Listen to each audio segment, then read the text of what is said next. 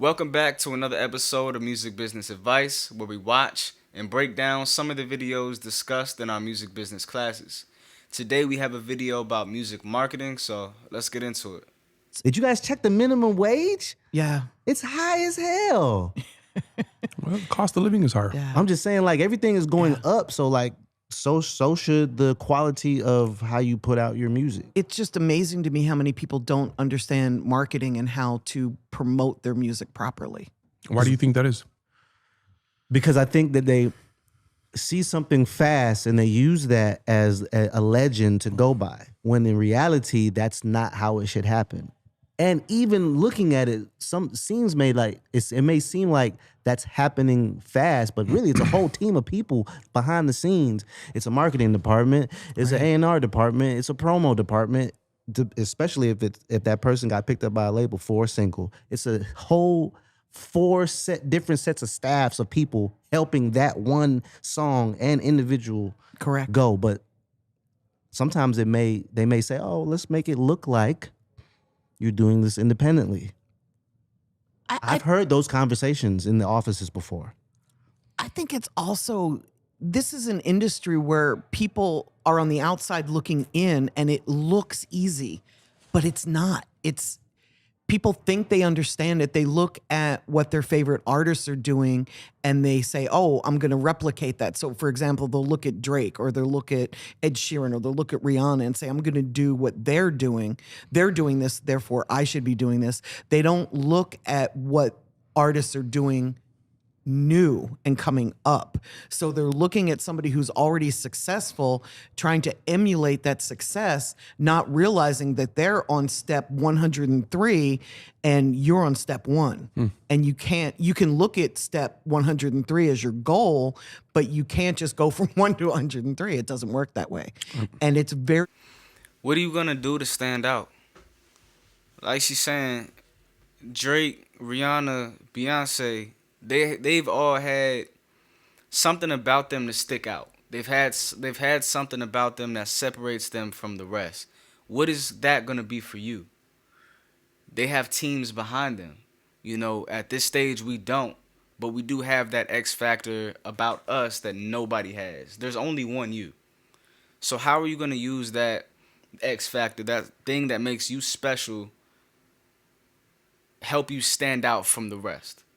Is it going to be something in your production, how your beats are made with process instruments versus live instruments? Is it something that the engineer does that he doesn't do on everybody else's mixes?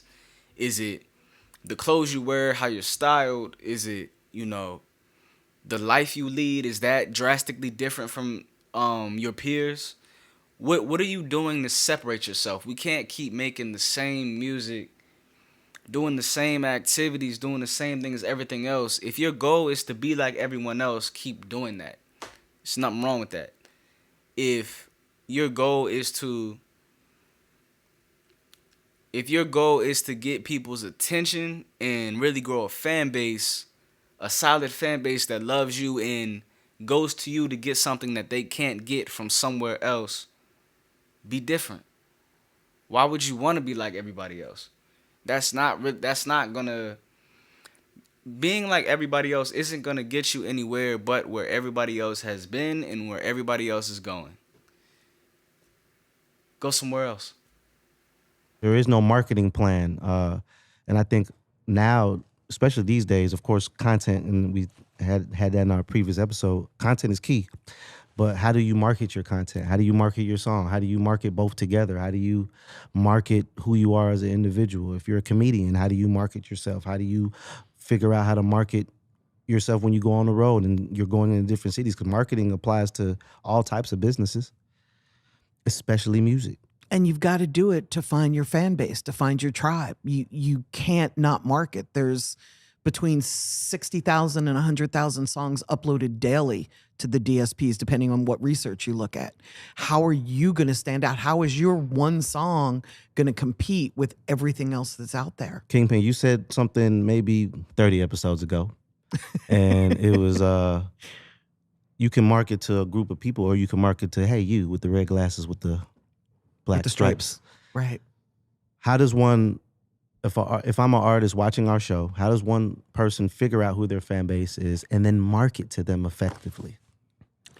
I think in order to market, you have to understand, number one, you must know the definition of the word. 2, you must know how to use that word in a sentence. And 3, well, Love you. I'm going to market could mean that I'm going to the grocery store. This guy. What does the term market mean? What is the stock market? What does market mean? Does market not mean to make money? So in order for me to make money, I have to be specific. Hence, what does the definition of marketing? Can you use it in a sentence? If you can use it in a sentence and you understand the meaning of it, then you understand the context of it. So in order for you to market, that would have to be specific. You cannot be specific if you don't have access to your information. Episode 1, cheat code 1. I don't care who you are, what team you have. If you cannot open the hood and look underneath and know what you are looking at, you don't know if your car can win the race. You hope it will win the race. You believe that if you get enough stickers on the outside of the car, it'll win the race.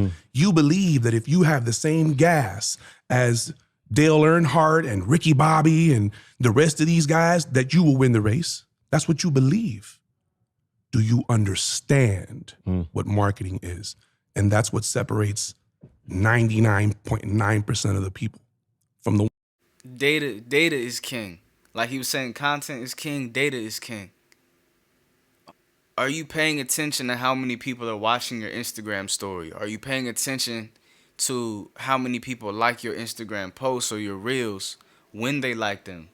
Are you paying attention on how well they do when you post something on Monday versus when you post it on Friday?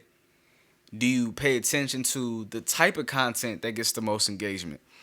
All of this is data. All of this is doing the work for you, essentially.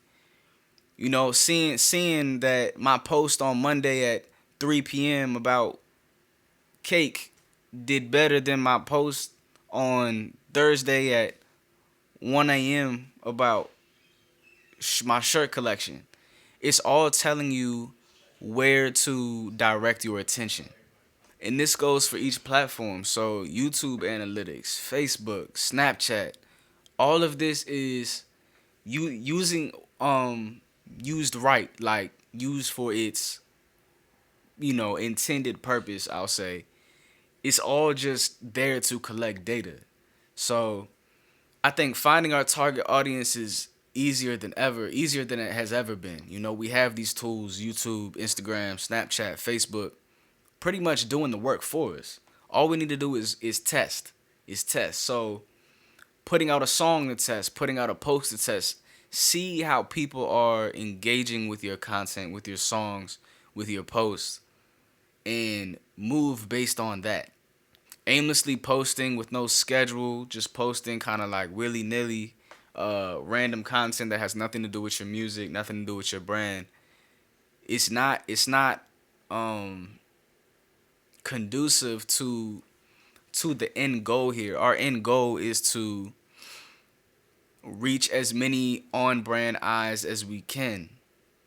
So it would make sense for us to come up with some sort of publishing method or some building ideology around how we're using social media. It's not just to, post pretty pictures of like shoes and food and things like that. Of course, you can use it for that, but doesn't it make more sense to use it to build your brand and, get your music in front of other people? Ogilvy, who was considered to be the godfather of marketing, the guy who took the Volkswagen Bug and made it a symbol of American freedom. I want you to think about that. This is a man who given the world some of the greatest marketing concepts. One of them is the only product that sells is the one that's advertised. How do you advertise if you don't know who you're advertising to? So to not to correct you, but to put that comment on the right path. Promotions is, hey, I'm over here. And marketing is, hey, you in the black hat. I know what you like. I got what you want. And in order for me to be able to do that, I have to have the information. So that's why I say it takes about 6 records to get your mapping right. That's why she says it takes About 18 months of consistent releases. Figure out a way that you can hang, where you can hang your hat, but you're gonna have to hang your hat. Whether it's a song a week, a song every 2 weeks, a song every 3 weeks. You know that it takes at least 4 staff of at least 5 people. That's at least 20 people all working independently to help one person achieve one goal. All of that requires information. None of those people wake up in the morning, come to the office, and do what they think has to get done. They do what they know needs to get done because that's how effectiveness is reached, is achieved. Preparation is key. Stop dropping music with no plan. You expect people to you expect to blow up off dropping songs with no direction. Who are you targeting? The easiest way to figure that out is look at yourself. If you know yourself, you know who your target audience is. What you like to wear, what you like to eat, the music you like to listen to, the activities you like to do outside of music. You know, everything, the way you drive, the car you drive, the shoes that you wear. Everything about you is your target audience. So when you're dropping music, cater it to yourself. What do you like to hear? What do you like to talk about in your songs? Your target audience most likely likes that too. Use the information and data that you get from your posts, from your videos, along with just you as a person. Building your brand around you as a person is going to be not the easiest, I shouldn't say easiest, but the most authentic way to build a loyal fan base. You got people rocking with you when you're being completely you, completely authentic. You know those are true followers, forever fans that will buy your products, buy tickets to shows, buy your music when people don't even buy music anymore. It's building that authentic, that organic connection between another person from person to person, not even just through your music. People want to know you beyond the music. They want to know what you do daily, how you know, your daily routine, what you eat, the clothes that you wear. They want to know more than just the music you make. Our goal isn't just our goal here is to get our music, get our art in front of as many eyes possible, but the on brand is key. You know, think about who you're targeting when you're making music, when you're releasing music. At the end of the day, this is a business. We have consumers, we have customers. We get to be a little bit more, and just like any customer, just like any business, we have the opportunity to be a little bit more intimate with our customers, you know, turning just everyday people to listeners to fans, fans to family. And that's the goal. You want to build a cult following. When you think of marketing, think of omnipresence. I want to be everywhere at once. I want my song to be here while this blog post is over here, while this picture on Instagram is doing numbers over here. I want to be everywhere at once. But that's only effective when you know who you're targeting to, when you know whose Instagram page you're trying to get the attention of, whose Spotify playlist you're trying to get the attention of. We're not just aimlessly putting our music out there and hoping everybody, you know, all eyes on us. No, we have a plan. I'm making my song in this way. It's going to be this mood at this BPM, mixed like this, because I'm targeting a certain group of people. Everybody's not going to like you, but some people are going to like you. Those people are going to be your forever fans. Let Double M be the place where you build your foundation.